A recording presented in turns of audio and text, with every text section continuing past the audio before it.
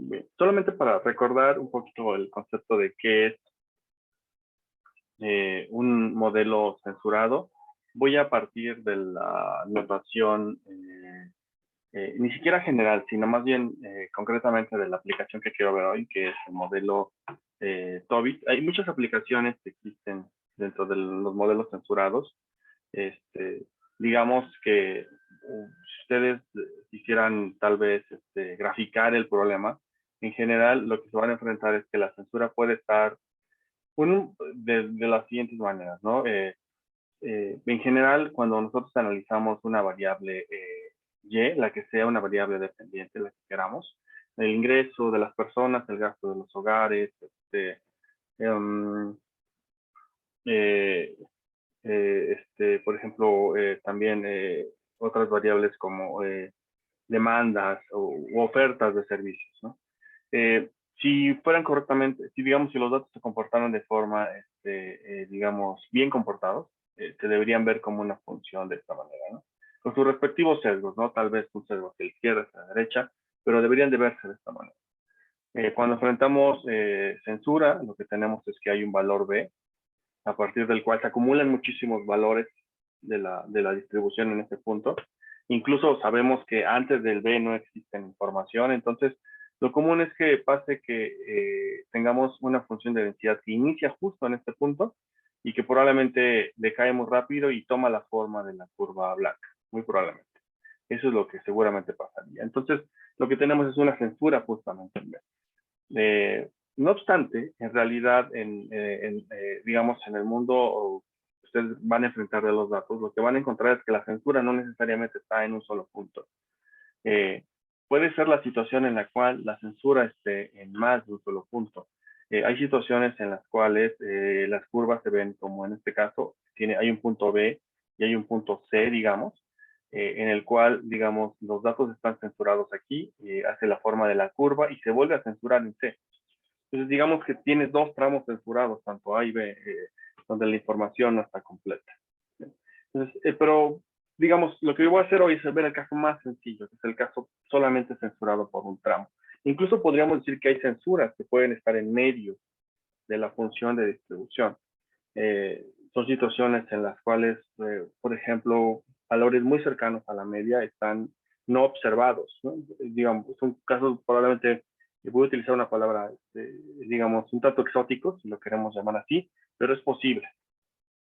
Entonces, en general, nuestro problema de regresión, cuando estamos ante un problema de censura, es el siguiente, es que ya no se cumple que el valor esperado de la variable y condicional en la matriz X sea de la forma X y por beta. Esto ya no es cierto en estos modelos con censura. Entonces, lo que sí es cierto es que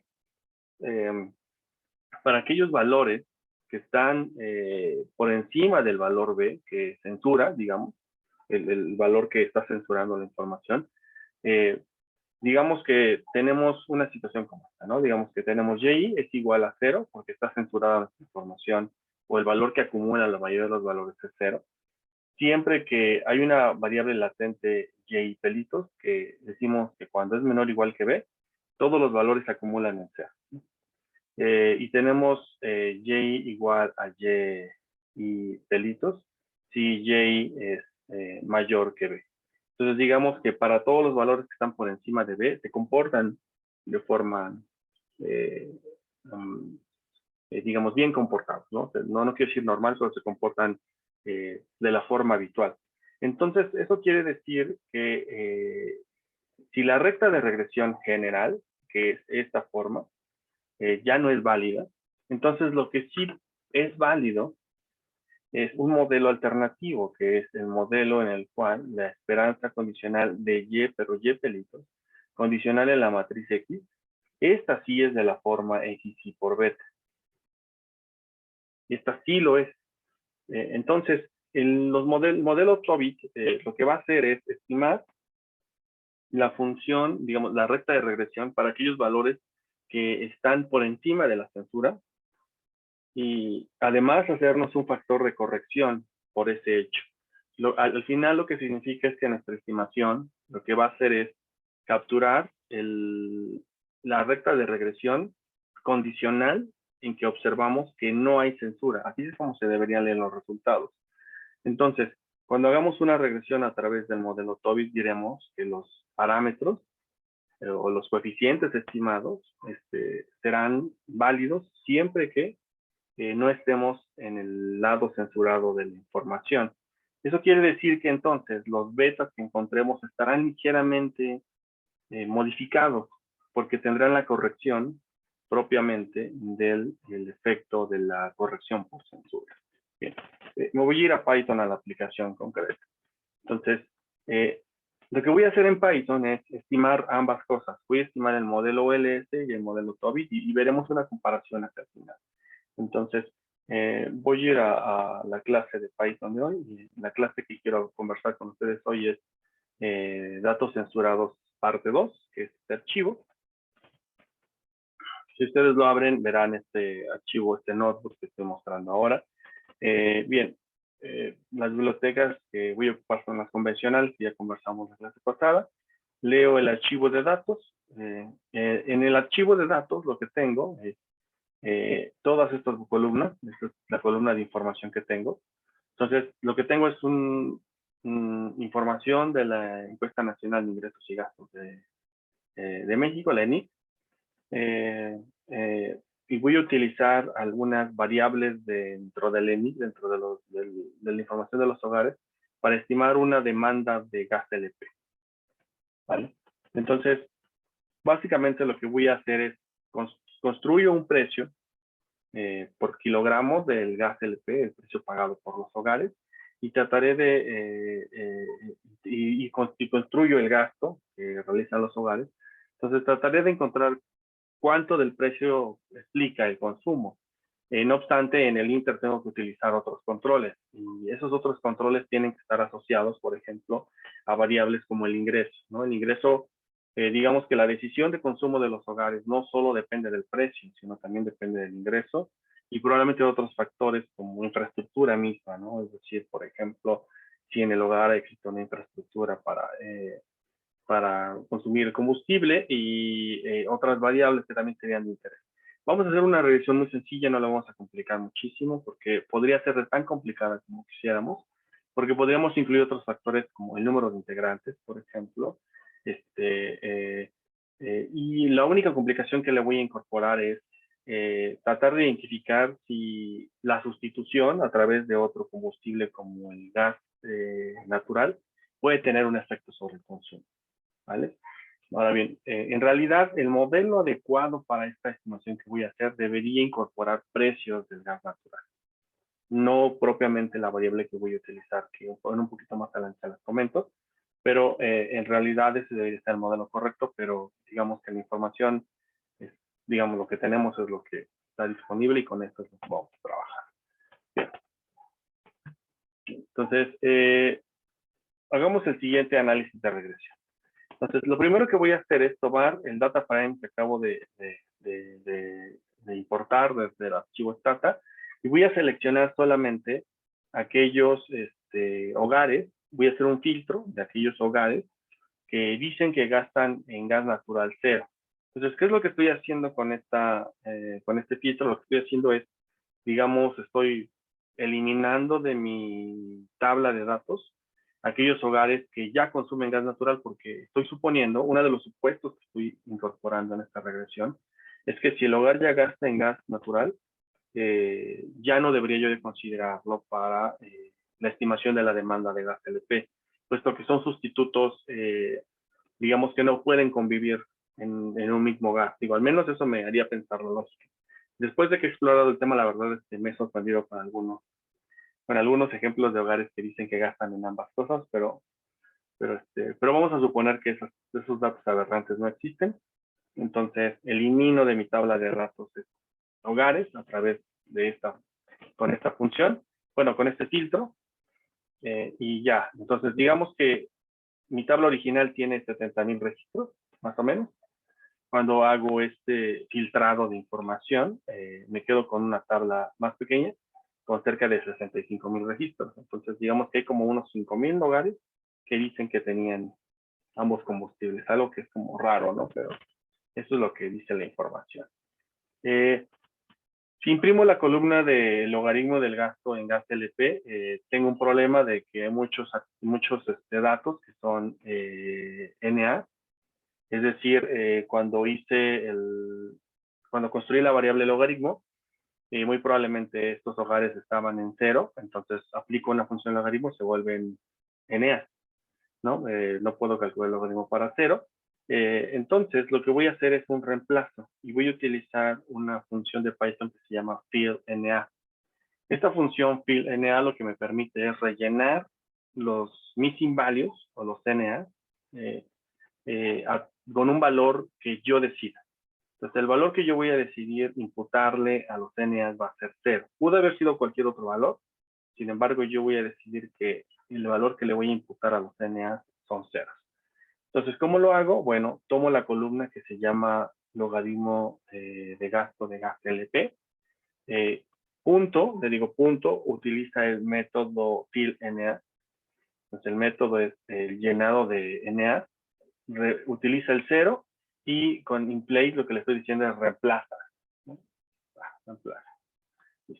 Entonces ejecuto esta línea y ahora vuelvo a imprimir la misma instrucción que tenía dos líneas arriba y vamos a ver cómo se ve ahora, ¿no? Entonces lo que sucede ahora es que los que eran NA ahora son 0, ¿sí? Bien, ahora, ¿por qué hago esto? Bien, lo que quiero hacer es que quiero utilizar un valor real con el cual puedo identificar dónde hay censura. Si ustedes se dan cuenta, la variable que a mí me interesa estimar es el logaritmo natural del gasto de los hogares en gas LP. Entonces, ¿por qué la estoy estimando en logaritmo? Si probablemente es alguna de las preguntas que tienen, es porque quiero que los coeficientes se puedan interpretar como elasticidades.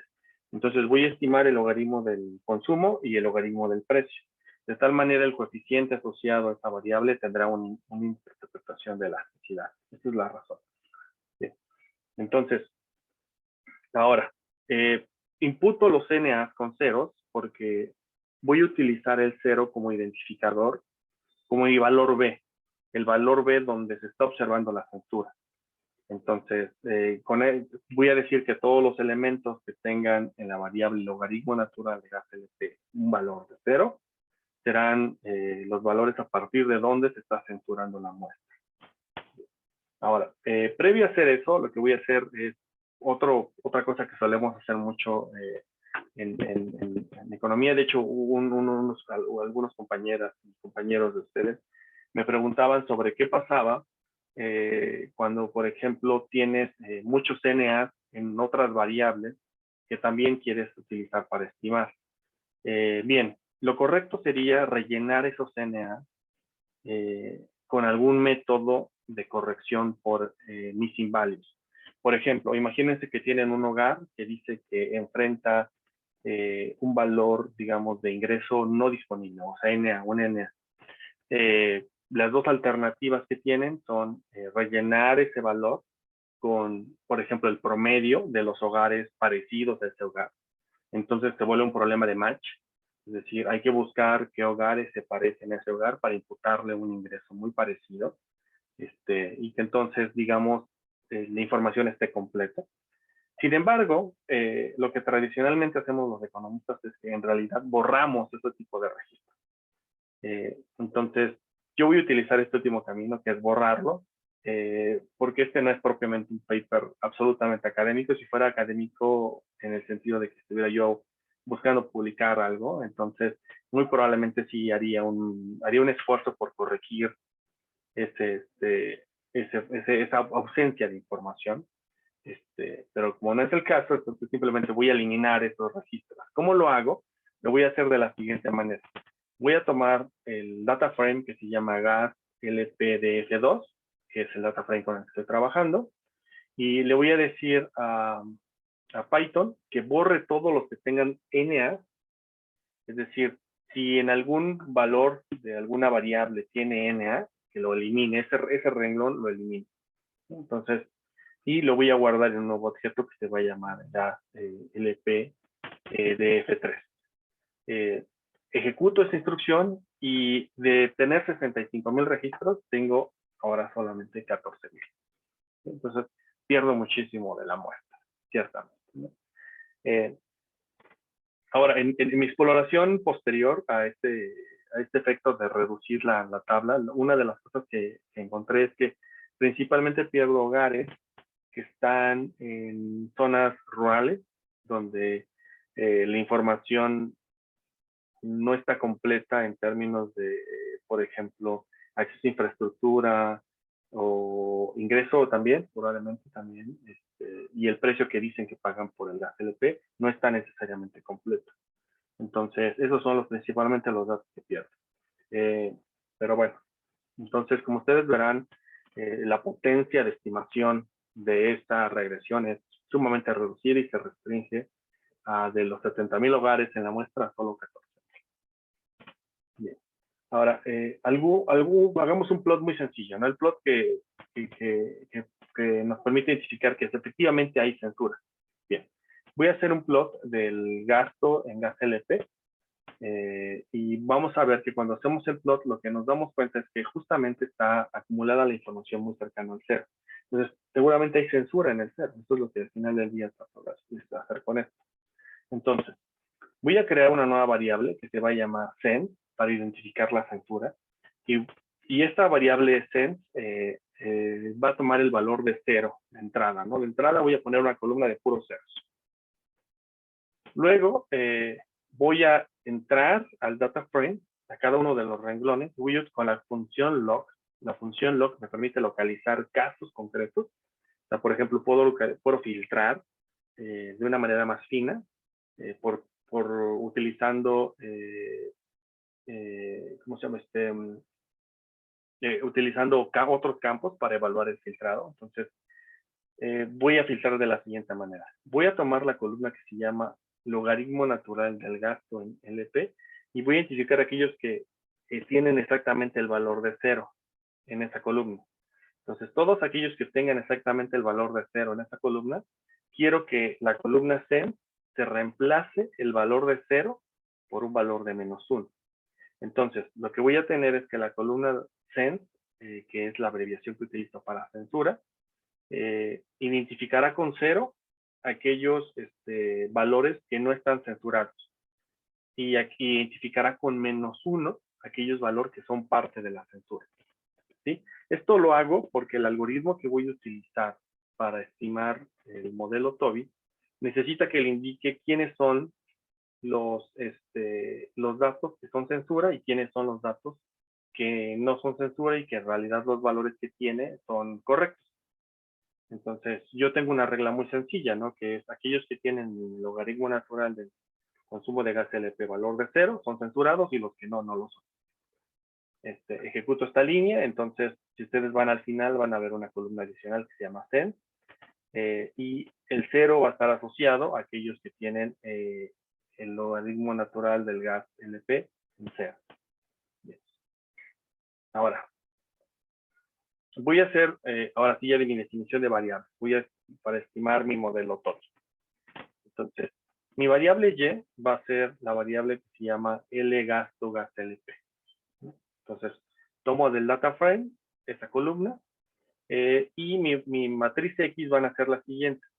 Va a ser el ingreso corriente al cuadrado, el total de integrantes, el precio del gas LP y una DOMI que me indica si el hogar se encuentra geográficamente en una colonia en la cual, según los datos de la Comisión Reguladora de Energía, hay algún proveedor de servicios de gas natural. Es una DOMI de acceso. Es decir, lo que va a cuantificar esta DOMI es identificar o va a controlar el consumo de gas LP por el efecto que tiene que el hogar tiene acceso a un sustituto. Ahora bien, la sustitución, hasta donde yo entiendo, no es inmediata, es decir, requiere un poco de proceso de transición porque hay un proceso de inversión económica, de inversión en equipos, en los hogares, para poder transitar de consumir gas natural, de consumir gas LP a gas natural. Entonces, hay que hacer modificaciones, digamos, en la estructura de gas. Pero en general, lo que trato de medir con esta variable es la recepción competitiva para aquellos que les guste los términos más micro, más de organización industrial, la restricción competitiva que le significa la disponibilidad del bien. Es decir, lo que estamos tratando de hacer con esta estimación es controlar cuándo la sustitución es efectiva. Es decir, por ejemplo, puede ser que nosotros pensemos que dos bienes son sustitutos, pensemos que piensen en una cosa tan sencilla como el café, ¿no? El café, por ejemplo, pueden pensar que el café soluble y el café de grano son sustitutos, pero imagínense que en el lugar donde viven no hay ningún proveedor de café de grano. Entonces, en realidad no es un sustituto efectivo, es un sustituto teórico, pero en realidad ustedes no tienen acceso a ese sustituto, ¿no? Esa es la idea con esa DOM. Bien, entonces, digamos que lo que tengo aquí ya es mi tabla de datos, pues, matriz X y Y. Ahora, vamos a hacer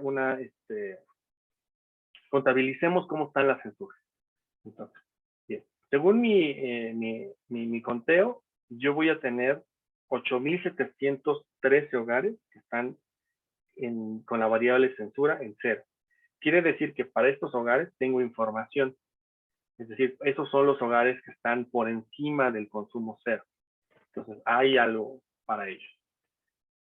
Y tengo 5,304 que son hogares para los cuales hay censura. Entonces, si lo quisiéramos ver un TOBIT de una manera muy sencilla, es como un proceso de selección. No un proceso de selección, sino como un proceso de bifurcación, como si hiciéramos un árbol de decisión. ¿Cuáles, por ejemplo, cuando vemos una regresión, como se debería interpretar es la regresión será condicional en que el hogar analizado o el hogar promedio analizado se encuentra dentro de los 8,713 hogares.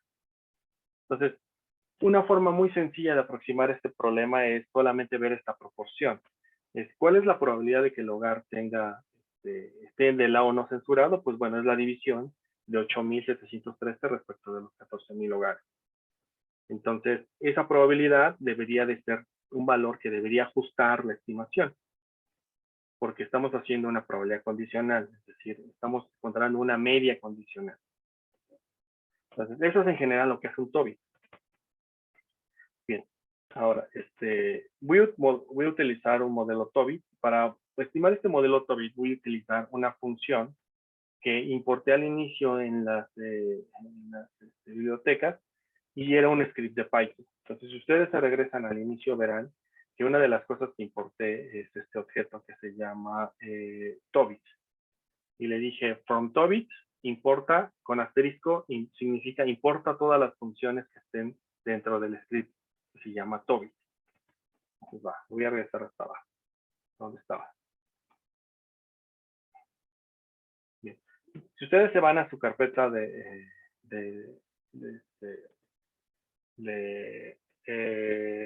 ¿cómo se llama? De GitHub, van a encontrarse un archivo que se llama TOBIT. Y este archivo TOBIT, si ustedes lo abren, es un script de Python, es un .py. Entonces, este archivo de Python lo que hace es estima el modelo de TOBIT que conocemos. Entonces, digamos, podemos como, pues, si quieren, luego lo podemos desmenuzar, si quieren, si les está interesado, nos podemos sentar a desmenuzar con mucho cuidado qué hace cada parte del script. Pero en realidad lo que quiero transmitir con el script de Python es la manera en que estima. Digamos que la parte que es interesante para nosotros es justamente la clase que se llama TOBIT Model. En la clase que se llama TOBIT Model, lo que hace es, va a estimar dos cosas. Va a estimar un modelo OLS, por eso están aquí digamos que las variables definidas, va a estimar coeficientes OLS, y va a estimar los coeficientes del modelo TOBIT propiamente. Entonces, a través de esta función podemos generar una regresión lineal, asumiendo que no hay censura, y una regresión lineal asumiendo que hay censura. El objetivo de la estimación es que ustedes puedan comparar resultados. ¿Sí? Entonces, digamos, esta función es lo que yo voy a ocupar para estimar. Me regreso a mi archivo de Jupyter Notebook. Mi archivo de Jupyter Notebook, entonces llamo al objeto que se llama Tobit Model y lo voy a guardar en un nuevo objeto que se va a llamar TR. ¿Sí? Esta es mi abreviación que utilizo para Tobit Regression, por eso le puse TR. Bien. Entonces, de TR, le voy a decir, quiero que ocupes el método fit, o sea, el método de estimación o de ajuste, y le voy a decir, esto es la matriz X, la matriz Y, la variable que indica censura. Entonces, digamos que la información que necesita el algoritmo es quién es la matriz X, quién es el vector y quién es el vector que le permite identificar a la tabla de datos quiénes son datos censurados y quiénes no son datos censurados. Y con esta lo que le digo es quiero que me imprima la matriz Hessiano que ahorita vamos a ver y la voy a conversar. Entonces, y listo, acaba de estimar. Dice, bueno, ya estimó el proceso, le tomó 26 iteraciones, entonces fue un proceso iterativo. Lo hace por máxima verosimilitud, pero es iterativo, porque es una aproximación numérica. Entonces, hizo 32 evaluaciones del gradiente. Entonces, digamos que para llegar a este punto máximo de la función de verosimilitud, tuvo que evaluar 32 veces el gradiente. La función, el valor de la función de verosimilitud es el log likelihood, por si lo queremos ver así. Y esto es la matriz hessiana. La matriz hessiana nos sirve, lo que hace la matriz hessiana es la matriz que sale de las segundas derivadas de la función de verosimilitud. Esa nos sirve para calcular las varianzas y desviaciones estándar de los coeficientes. Digamos que ahorita no voy a abundar en más de esto, simplemente lo que quiero que sepan es que si quieren saber la significancia de sus resultados, tendrían que utilizar esta matriz. Tendríamos que identificar, primero hacer la inversa, y luego de que hacemos la inversa, tomar los elementos de la diagonal para encontrar las varianzas de los coeficientes, como lo hicimos, como lo hicieron en la tarea, ¿de acuerdo?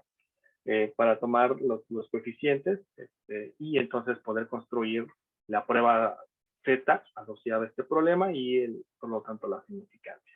Entonces digamos que aquí todavía hay bastante chamba que hacer. Quisiéramos hacerlo por este camino. Ahora, aquí quiero hacer un paréntesis. Por ejemplo, el problema que tiene Python es uno de los problemas que yo le veo, o de las grandes debilidades que le veo a Python, que Python, muchas de las metodologías que ocupamos los economistas no están cargadas de forma amigable. Aún falta mucho trabajo. Y hay muchas cosas regadas, ¿no? Quien sí lo tiene mejor es sin duda R, y también Stata, ¿no? Entonces, a veces aquí hay un trade-off, ¿no? O Python es muy bueno para cuando tienes datos, muchísimos datos, entonces es muy rápido, pero cuando tienes un método muy particular de econometría, a veces no es tan buena idea utilizar Python, ¿sí? Pero bueno, justamente nuestra intención es ver algunas clases también de R más adelante para que puedan sentirse cómodos en trabajar en Python o R. De hecho, lo deseable es que ocupen las dos cosas. El mundo laboral es lo que está pidiendo. Bien. Bien, entonces, una vez que hemos estimado, podemos acceder a los resultados de esta manera. Por ejemplo, del objeto TR, si le pregunto a Python por el intercepto, me va a traer la constante del modelo considerando la censura. Si le pregunto por tr.coef, me va a traer los coeficientes del modelo considerando la censura. Entonces, si ejecutamos esta línea, se ven estos resultados. Esto quiere decir que esta es la constante, digamos la regresión lineal, esta es la constante que se genera bajo el modelo Tobit, y estos son los valores de los coeficientes. Entonces, este primer coeficiente corresponde a la primera variable. Vamos a regresarnos a ver quién es la primera variable. La primera variable es el ingreso corriente, la segunda es el ingreso corriente cuadrado. Entonces, lo que vemos aquí es que el valor es que hay un ingreso, digamos, el coeficiente del ingreso es 4 y del ingreso corriente al cuadrado es menos 0.18. Quiere decir que la forma que tiene la relación del ingreso con la variable dependiente que es el consumo de gas LP es una forma de rendimientos decrecientes, ¿sí? tiene una forma como una curva que va creciendo y de repente decrece. Quiere decir, lo que dicho de otra manera, es que la manera en que lo podemos interpretar es que ciertamente el consumo de gas LP es un bien normal, digamos, para ingresos bajos. Es decir, conforme va incrementándose el ingreso, es normal incrementar el consumo de gas LP. No obstante, llega un punto máximo a partir del cual no importa qué tanto ingreso tengas, en realidad ya no consumes más gas LP. Digamos, porque hay un punto de satisfacción del consumo. No puedes consumir más allá del consumo de gas LP del que requieres para cocinar, no obstante que tengas muchísimo ingreso. Bien. Este es el efecto de los total de integrantes y el efecto del precio. Entonces, si ven ustedes, el efecto del precio es negativo, lo cual quiere decir que pues, es justamente la teoría, se cumple un poco la teoría, es decir, que a mayores una variación en el precio de un peso o de una unidad, perdón, porcentual, disminuye en 7 el consumo. Es decir, lo cual es bastante razonable, como 7%, digamos, es lo que disminuye, lo cual es bastante es normal en el sentido de que esa es la interpretación que considerábamos que era válida, que la relación fuera negativa. Y noten que la variable de acceso, la DOMI de acceso, sí disminuye el consumo de gas LP. O sea, sí tiene ese efecto que esperábamos. Es decir, que los hogares que tienen disposición de gas natural, efectivamente ven como una restricción competitiva a ese producto en particular. ¿Vale? Bien. Entonces, eso es, digamos, el resultado de la estimación TOBIT. Ahora, ¿contra quién lo podríamos comparar? Bueno, lo podríamos comparar contra un modelo tradicional de regresión OLS sin considerar la censura. Entonces, lo que voy a hacer es tomar la matriz X, le voy a agregar una constante porque no la tenía, y voy a utilizar el comando OLS tradicional que conocemos y estimo la regresión. Y observen las diferencias. Estos son los coeficientes que me salen. Ahora, voy a compararlos. Aquí tengo los resultados del TOBIT y aquí tengo, entonces, tengo los resultados del TOBIT y voy a comparar. Aquí tengo TOBIT y aquí tengo OLS. Entonces, TOBIT da estos resultados, OLS da estos resultados. Entonces, aquí están alineados, ¿no? Entonces, por ejemplo, el primero es la constante.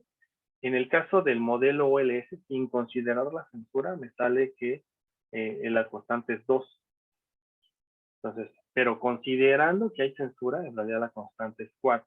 Entonces, noten cómo todos los coeficientes cambian de magnitud significativamente. Por ejemplo, el efecto del ingreso es mayor cuando consideramos la censura y es menor cuando no la consideramos.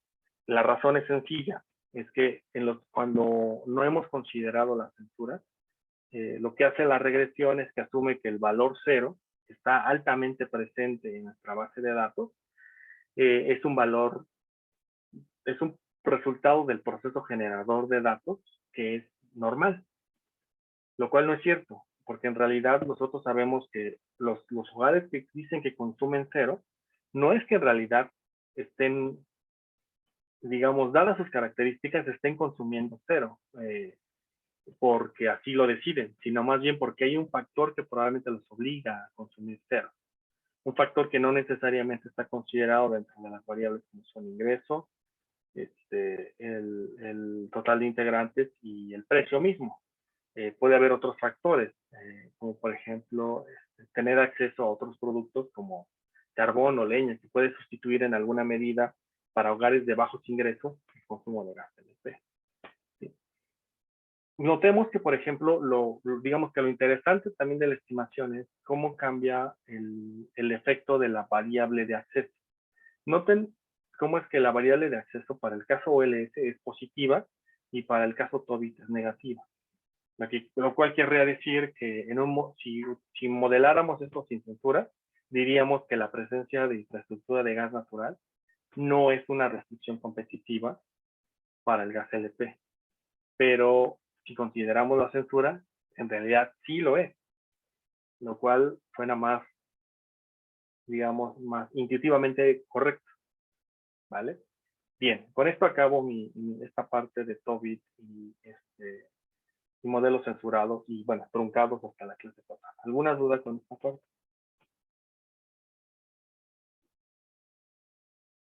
Ok, vale. Entonces, lo que voy a hacer ahora, voy a cambiar de pantalla y vamos a ver un poquito sobre el concepto de aprendizaje estadístico. ¿Vale? Entonces, me voy a cambiar introducción, aprendizaje estadístico. Ahora. Entonces, voy a hacer ahora un cambio, digamos, de enfoque. Quiero hacer algunas precisiones respecto de la diferencia que existe entre lo que nosotros conocemos como econometría convencional y lo que, incluido series de tiempo, es decir, todo lo que ustedes saben de econometría, que son desde los principios básicos hasta series de tiempo, modelos de microdatos, como nos vimos en este curso, y lo que se conoce como aprendizaje estadístico o la evolución que tuvo cuando se le fusionó la computación de lo que se dice que es machine learning. La diferencia principal entre ambos enfoques es propiamente el objetivo que persiguen cada uno de los enfoques. Desde el punto de vista digamos, de la práctica, hacer econometría busca, o lo que pretende hacer es encontrar una explicación empírica que se ajuste al modelo.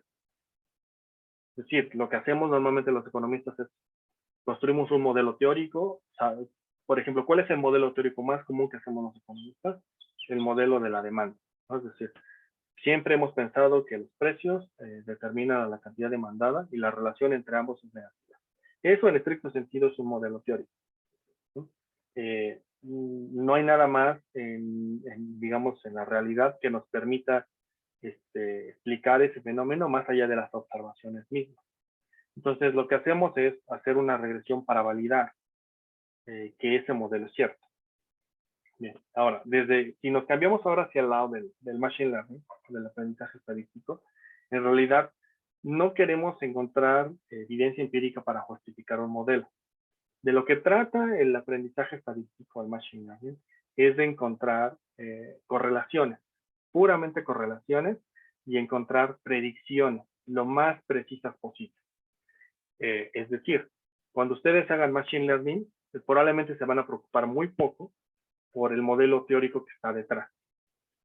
Sin duda van a utilizar un modelo teórico porque seguramente cuando quieran construir un predictor, tendrán que utilizar todo lo que está dentro de su conocimiento para saber qué variables puede ayudarles a predecir, por ejemplo, que una persona elija una película o elija otra película, ¿no? O para que una persona se vea incentivada por una promoción que le aparece en la red y cuando no se ve incentivada por la promoción. Bueno, pero estos, los factores que ustedes incorporarán probablemente son edad, los demográficos clásicos, incluso la velocidad de tecleo que utiliza, o los últimos sitios que haya visitado en las 24 horas, que todo eso nos monitora internet, ¿no? Pero si ustedes se dan cuenta, en ese sentido no hay un modelo teórico detrás. Lo que hay son un conjunto de variables que pensamos que están correlacionadas. Entonces, eso es principalmente, probablemente la principal diferencia que yo haría entre los dos modelos. Entonces, ahora estamos en el lado digamos, de la predicción absoluta. Es decir, lo que vamos a hacer ahora es solo predecir. Probablemente no nos vamos a preocupar por por el modelo teórico de atrás. Tiene sus ventajas hacer esto, sin duda. Sin duda hacer predicciones tiene muchísimas ventajas. Algunos de los ejemplos que existen, digamos en general, en estas predicciones son los que voy a colocar aquí en esta pantalla. Permítanme. Estos son algunos de los ejemplos clásicos que ustedes se van a encontrar cuando visiten los libros de Machine Learning, ¿no? Por ejemplo, ¿qué es lo que a veces suele hacer? Predecir pacientes, ¿no? Por ejemplo, ¿cuál es la posibilidad de que una persona resulte ser hospitalizada de resultado de un problema como ataque al corazón, por ejemplo, ¿no? Normalmente las predicciones están basadas en métricas demográficas, en dieta, registros clínicos. Esta última parte de registros clínicos, hay una aplicación bien interesante que para aquellos de ustedes que estén muy interesados en series de tiempo puede tener mucho valor, que se trata de hacer clústeres de series de tiempo. Digamos que la aplicación en general es más o menos lo siguiente. Lo que están haciendo hoy día los médicos es lo siguiente. Grafican electrocardiogramas. Entonces tienen, digamos, miles de electrocardiogramas. Y los grafican de la siguiente manera. Entonces, digamos que aquí tenemos el tiempo y aquí tenemos la frecuencia cardíaca. Y tenemos miles de electrocardiogramas de diferentes personas. Y seguramente ustedes cuando han visto un electrocardiograma se vea de esta manera, ¿no? Y supongamos que este es un electrocardiograma de una persona. Por aquí tenemos el electrocardiograma de otra persona que también se parece mucho, pero se aleja un poco. Pero digamos que hay otro conjunto de electrocardiogramas que se ven de esta manera, que se aleja un poco más y que se va por allá.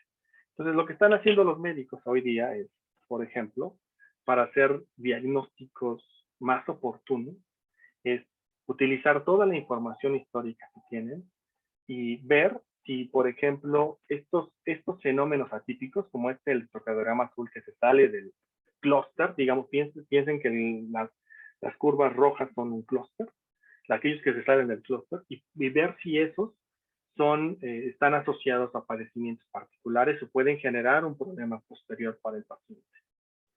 Entonces, lo que están haciendo hoy las personas que hacen machine learning con clústeres de series de tiempo es tratar de predecir ataques al corazón, por ejemplo. Entonces, si de repente te tomas un electrocardiograma, se lo envías normalmente a tu médico le puede pasar por un filtro de esto y decirte, bueno, ¿sabes qué? Tienes que acudir ya al médico porque al menos la historia o lo que nos dicen los otros, digamos, clústeres, pues que tú estás dentro de la categoría que puede ser riesgosa. Por ejemplo, no está avanzando muchísimo la medicina. Bien, ahora, hay otras aplicaciones, digamos, que también son, digamos, muy atractivas, ¿no? Por ejemplo, predecir precios de acciones. También son basados en series de tiempo, son modelos basados en series de tiempo y que tratan de predecir cuál es digamos, el precio futuro de una acción en función de diferentes valores, ¿no? Los valores históricos. También, por ejemplo, predecir la escritura manuscrita, ¿no?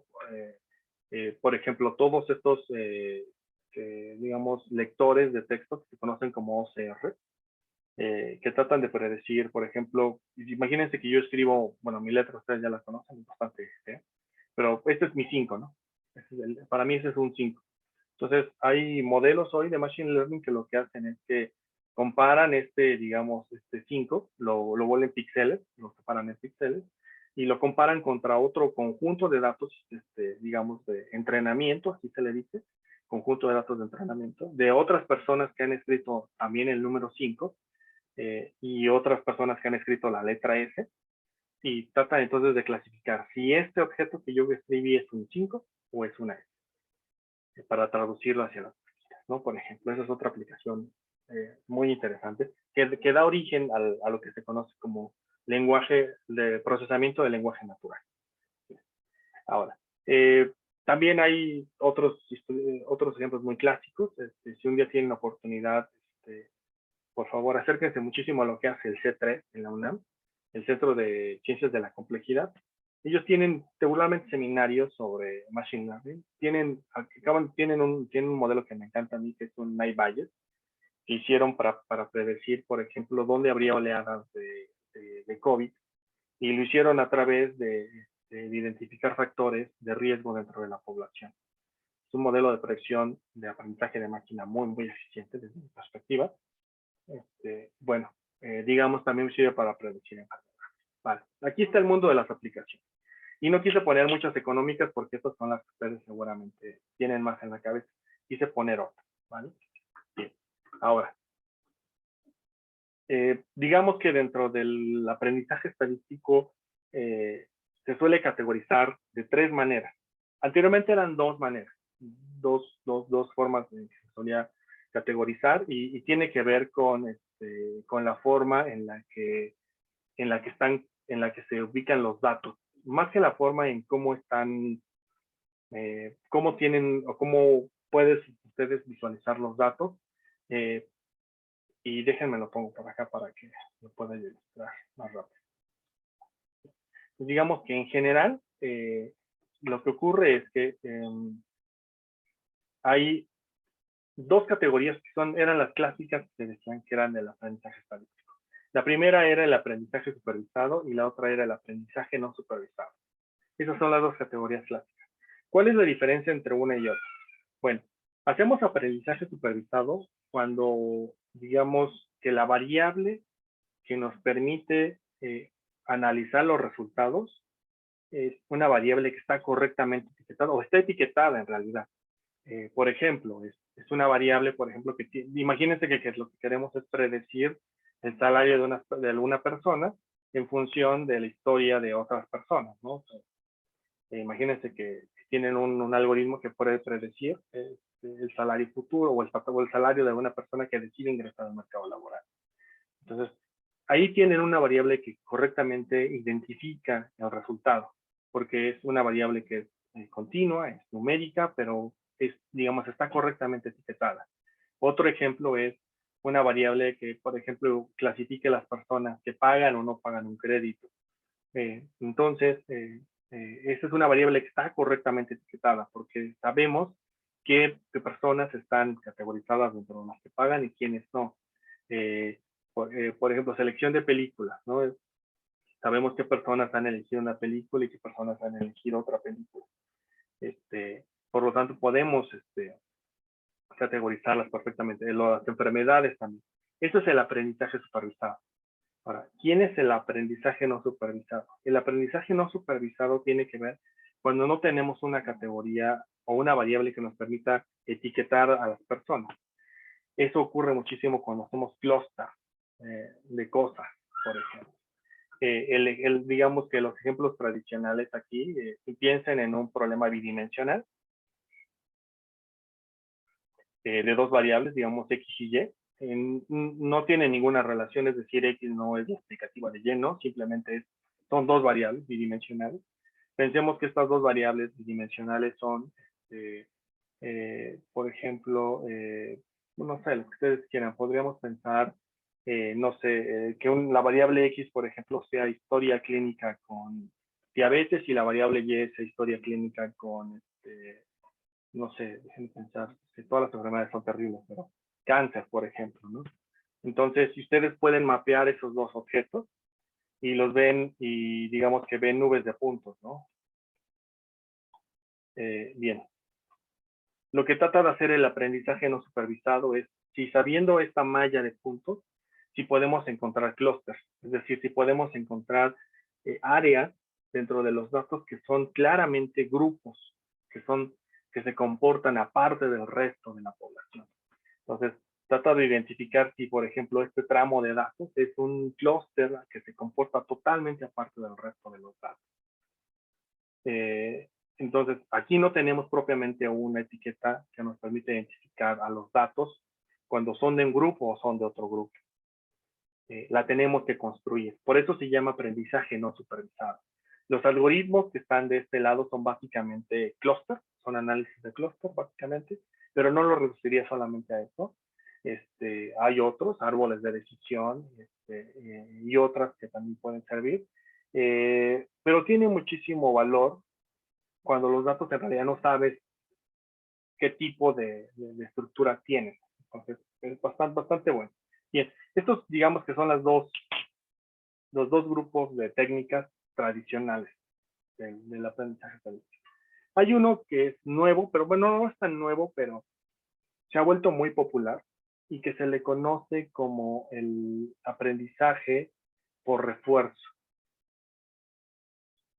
Bien, este aprendizaje por refuerzo puede resultar de la combinación de los otros dos, del aprendizaje supervisado y no supervisado, o de separados, o uno es supervisado o no supervisado, cualquiera de los dos, puede ser cualquier cosa.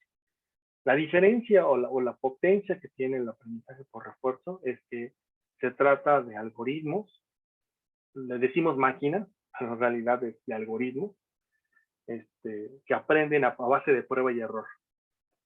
Es decir, le damos un conjunto de valores iniciales al algoritmo y empieza a aprender conforme va pasando los eventos conforme va pasando el tiempo, por ejemplo, ¿no? El ejemplo clásico es un ejemplo, es una competencia que hubo de Go, el juego asiático, que trata de colocar valores de, bueno, bolas blancas, bueno, no bolas, sino formas ovaladas de blancas y negras. Y el chiste es como capturar a tu, digamos, a tu contrincante con toda una, digamos, es un tablero, ¿no? El juego de Go es un tablero muy sencillo. Son casillas también, digamos, entonces son casillas. De lo que trata es de lo siguiente, digamos que tienes unas fichas blancas y otras negras, voy a utilizar azul y negro, entonces digamos, de lo que se trata es de que puedas poner a tu oponente, digamos, y lo puedas, digamos, colocar dentro de un conjunto de las otras bolas, ¿no? Entonces, cuando logras una cosa como esta, digo, un ejemplo muy sencillo, has ganado, ¿no? Entonces, esa es la competencia, ¿no? De colocar tantas bolitas como puedas y tratar de acorralar al otro en algún punto del tablero. Vale, bien. El ejemplo clásico, digamos, el ejemplo donde se probó el aprendizaje por refuerzo y con gran éxito es una máquina que sin saber las reglas del Go de inicio pudiera jugar muy bien este juego. Y lo logró. Las iteraciones fue muy rápido, digamos, porque es un tiempo máquina, fue muy rápido. Entonces, después de haber jugado muchísimas veces, acumuló suficiente información para entender las reglas y para poder jugar como un profesional. ¿Vale? Entonces, esa es la ventaja que tienen los aprendizajes por refuerzo, ¿no? Porque aprenden a base de prueba y error. Ahora, en el Inter, en sus primeras etapas son muy malos, pero conforme va pasando el tiempo se vuelven muy expertos. ¿Vale? Bien, ¿alguna duda con el concepto teórico de cuando vamos a estar trabajando? No, profe. Ok, vale. Entonces, bien, entonces, en general, ya metiendo un poco de notación y a donde quiero llegar es a lo siguiente. En general, lo que yo voy a hacer de ahora en adelante, voy a utilizar más o menos el siguiente lenguaje. Voy a decir que hay una matriz X, que será un conjunto la matriz X será como el conjunto de valores o variables explicativas.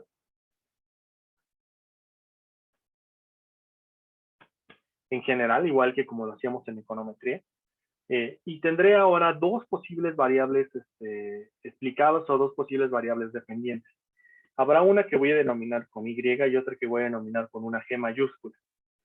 Cuando ponga Y y cuando ponga la G mayúscula se diferenciarán en lo siguiente. Cuando ponga Y me referiré a variables continuas. Y cuando ponga G me referiré a variables categóricas. Entonces, en general, ustedes cuando lean textos de Machine Learning, lo que verán es que cuando pongan una variable Y,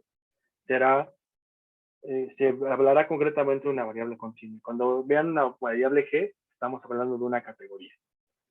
Bueno, la categoría, por ejemplo, es personas que pagan y personas que no pagan, ¿no? Entonces, en general, el objetivo del aprendizaje estadístico es de construir una función de esta forma, una función F que dependa de las variables X más un término de error, de tal manera que podamos construir una variable Y gorrito que resulte de nuestra mejor estimación de X. Entonces, todo el proceso del aprendizaje de máquinas tratará entonces de encontrar cuál es la mejor aproximación hacia los datos que garantiza que el error es lo más pequeño posible. Entonces, por eso hay esta situación en este punto donde estoy. Esto es lo que hace que muchas veces los economistas que hacen econometría brinquen muy fácilmente hacia hacer machine learning. Y la razón es porque los principios son los mismos. La diferencia es, como les dije, que en el caso de econometría buscamos justificar un modelo teórico y en el caso del machine learning absolutamente es irrelevante. ¿Sí? Siempre en el machine learning, siempre que su modelo haga muy buenas predicciones, aún así sea la relación más absurda posible, no importa. Digamos, la predicción es muy buena. Entonces, de lo que haremos ahora en adelante será hablar de métricas de error, porque justamente lo que trataremos de ver es encontrar aquellos modelos que producen el error menos posible. Entonces, mi objetivo para las siguientes clases será plantear algoritmos, plantear métricas de error y plantear cuál es la mejor técnica para eliminar error dado el algoritmo que planteemos como predictor. ¿Vale? Bien, aquí quiero dejar la clase en este momento. Te voy a detener la grabación.